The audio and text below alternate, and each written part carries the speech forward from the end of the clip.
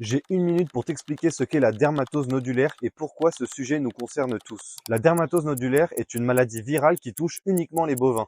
Le taux de mortalité est souvent faible, le plus souvent entre 1 et 5% et rarement au-delà de 10%. Mais les symptômes sont lourds. Fièvre, nodules sur tout le corps, baisse du lait, infertilité temporaire, parfois des avortements, les pertes sont donc avant tout économiques. Cette maladie n'est pas nouvelle, elle est présente en Afrique depuis les années 1950. Sa première grande sortie d'Afrique a lieu en Israël en 1959. Les Balkans ont aussi subi des épidémies entre 2015 et 2017 et l'Inde a connu de forts foyers entre 2020 et 2022.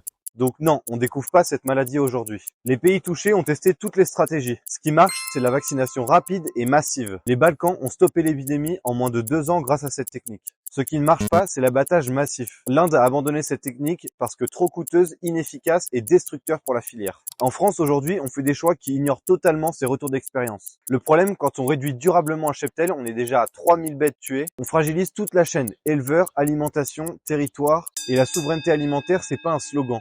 Un pays qui ne peut plus nourrir sa population part une perte de son indépendance. Il faut rajouter à ça la destruction d'un savoir-faire, de races bovines, puisqu'on est le pays avec le plus de races bovines, de familles entières. Bref, une fois de plus, c'est tout un pan de la ruralité française qui est attaqué et que nous devons défendre.